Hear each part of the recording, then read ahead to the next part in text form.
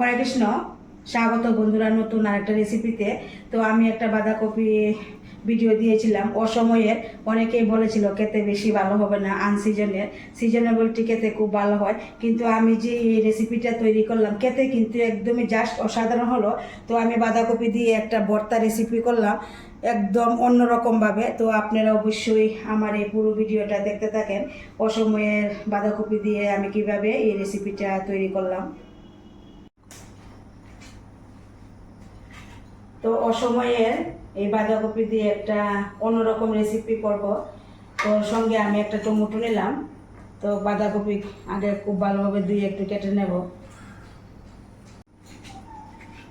বাঁধাকপি ধুয়ে নেওয়ার পর এইভাবে আমি 4 টুকরা করে নিলাম। তো এবার একটা কাটার দিয়ে গ্রেট করে নেব।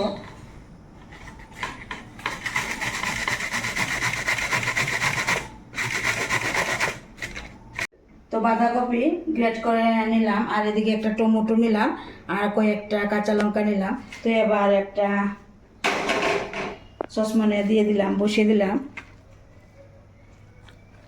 তো এবার টমেটো এইভাবে উপরে আমি দিয়ে দেব, কাঁচা লঙ্কাও দিয়ে দিলাম। তো অল্প একটু জল দিয়ে আগে একটু সেদ্ধ করে নেব 1 থেকে 2 মিনিটের মতো। তো এবার অল্প পরিমাণে একটু জল দিয়ে দিলাম। তো এবার ঢাকা দিয়ে দিলাম, সেদ্ধটা খুব তাড়াতাড়ি হয়ে যাবে। তো দেখুন সেদ্ধ হয়ে গেল, এবার নামিয়ে নিচ্ছি। এইভাবে সেদ্ধ করে নিতে হবে। তো কড়াতে তেল দিয়ে শুকনো লঙ্কা তেজপাতা দিয়ে দিলাম, একটু হালকা ভেজে নিলাম। এবার কালো জিরা ফোড়ন দিয়ে দিলাম, কালো জিরাও একটু হালকা ভেজে নিলাম। এবার মশলা এখানে জিরা, ধনিয়া, হলুদ আর লঙ্কা গুঁড়ো। তো এই রেসিপিটি একটু জাল জাল করে করতে হবে। অসময়ে তো বাঁধাকপি, তার জন্য একটু শুকনো লঙ্কা, কাঁচা লঙ্কা সব কিছু দিয়ে দিলাম। তো মশলা একটু হালকা ভেজে নিলাম। সেদ্ধ করা টমেটো আর বাঁধাকপি দিয়ে দিতে হবে, দিয়ে দিলাম। দিয়ে দেওয়ার পর খুব ভালোভাবে মিশিয়ে নিতে হবে।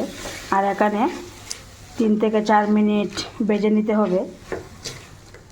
তো এবার ভেজে রাখা বাদাম দিয়ে দিতে হবে। বাদাম দিয়ে দেওয়ার পর আবারও খুব ভালোভাবে নেড়ে চেড়ে এখানে ভেজে নিতে হবে 3 থেকে 4 মিনিট। তো 3 থেকে 4 মিনিট ভেজে নিলাম। এবার গরম মশলা গুঁড়ো দিয়ে দিতে হবে।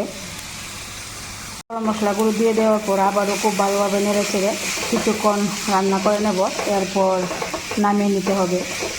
তো এই রেসিপিটা একদমই কিন্তু জাস্ট অসাধারণ হলো। অসময়ের এই বাঁধাকপি খেতে অনেক সময় ভালো লাগে না, তো এইভাবে যদি আমরা বানিয়ে খাই দেখবেন খুব ভালো লাগবে। তো দেখলেন তো বন্ধুরা, বাঁধাকপির এই রেসিপিটা একদমই খুব সহজভাবে কিন্তু বানিয়ে নিলাম, খেতেও জাস্ট অসাধারণ হলো। তো আমার এই রেসিপিটা যদি ভালো লাগে অবশ্যই একটা লাইক দিবেন, শেয়ার করবেন।